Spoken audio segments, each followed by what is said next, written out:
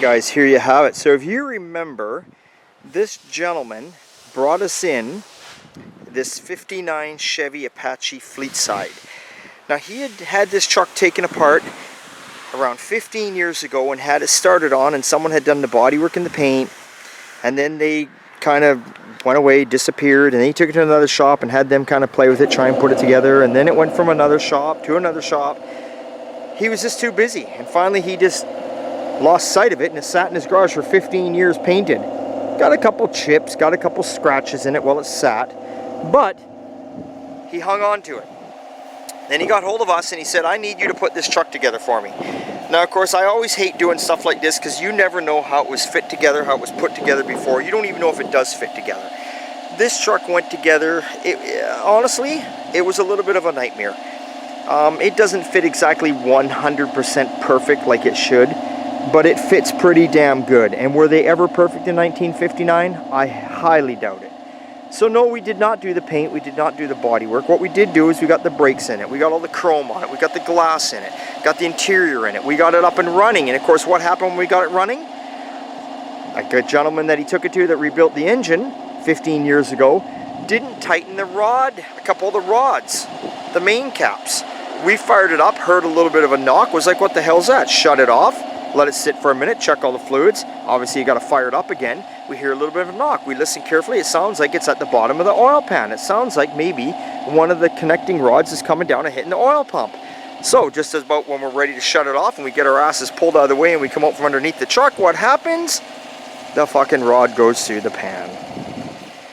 So luckily for him, he only had to replace the one. He got it fixed up. I sent him to a good machine shop. They took care of him and away he goes. We put the engine back in it and it is running.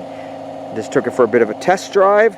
Couldn't go too far in it, no insurance on it, so all I could do is go around the block, really. And not the best test drive to tell you what's going on, but it drives damn good. It's got lots of power, it's got oil pressure, it's not overheating, it wanders around. Of course it does, because it has to have a wheel alignment.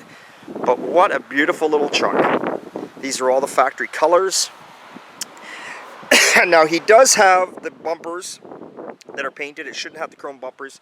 He's going to put them on later, but they need some work. So for now he had these chrome ones he put on. But there it is. All taken care of. We put all the wood in the box for him. You know, like I say, we put the glass on it, we put the chrome on it. We did the best we could with what we had to work with. And by no means am I trying to knock the vehicle. It's just that when someone brings you something that's in a million boxes and a million pieces, and you never ever had it together beforehand, you don't know how it's going to fit. And there's only so much you can do. Because you can't play with it too much, because when you do, you're going to start chipping up the paint or changing things.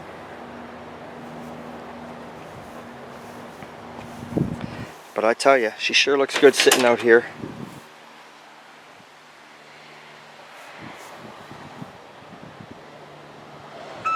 She's a beautiful little truck. Let's see if she'll fire up for you. You hear that 6-cylinder just a purring. Let's see. Key on, if you remember. Some of you guys don't know, right down there, that's your button to start. Oh, look at that. Oil pressure. It's coming up there.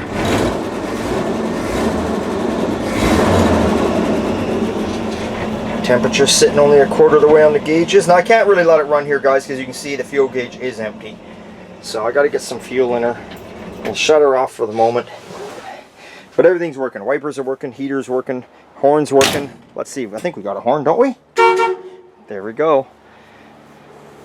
That's it, guys. Another one banged out here at OTG on the road. The customer's going to come and get it this weekend. Hopefully he's happy with it.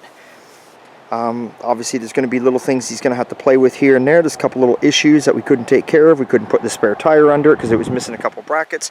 But that's all little shit he can deal with. But she's on the road and just in time for summer. So hey, remember, it's always a damn good old time at Old Time.